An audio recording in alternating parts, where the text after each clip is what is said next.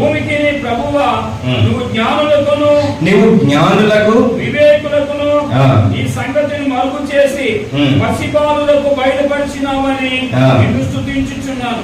అవును తండ్రి, ఇలాగు చేయటం నీ దృష్టికి అనుకూలమాయను. సమస్తమును నా తండ్రి చేత నాకు అప్పగింపబడి ఉన్నది. తండ్రి గాక ఎవడును కుమారుణ్ణి ఎరగడు, కుమారుడు గాకను కుమారుడు ఎవరికి ఆయనను బయలుపరచను ఉద్దేశించును వాడు గాకను మరి ఎవడను తండ్రిని ఎరగడు. చాలు.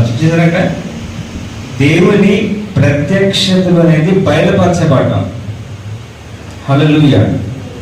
28వ వచనం, ప్రయాసపడి భారం మోసుకొంచున్న సమస్త జనులారా నా యొద్దకు రండి, నేను మీకు విశ్రాంతి కలుగు చేతును. నేను సాత్వికుడను, మీ మీద నా కాడి ఎత్తుకొని నా యొద్ద నేర్చుకొనుడి, మీకు విశ్రాంతి దొరుకుతుంది. అంతేకాదు, చూడండి 30వ వచనంలో,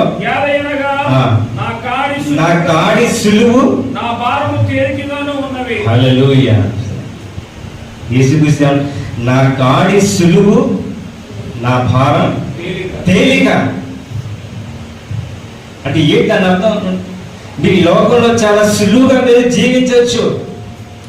దేవుని ప్రత్యక్షత మీకు అనుగ్రహించబడితే ఆయన కాడి సులువు, ఆయన భారం తేలిక.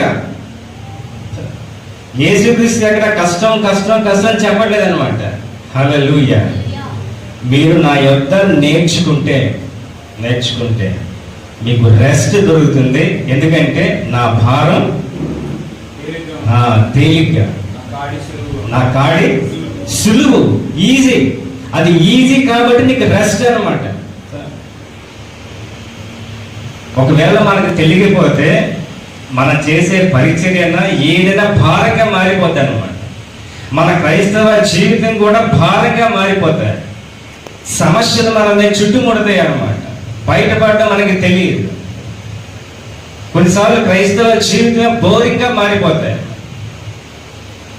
హల్లెలూయా.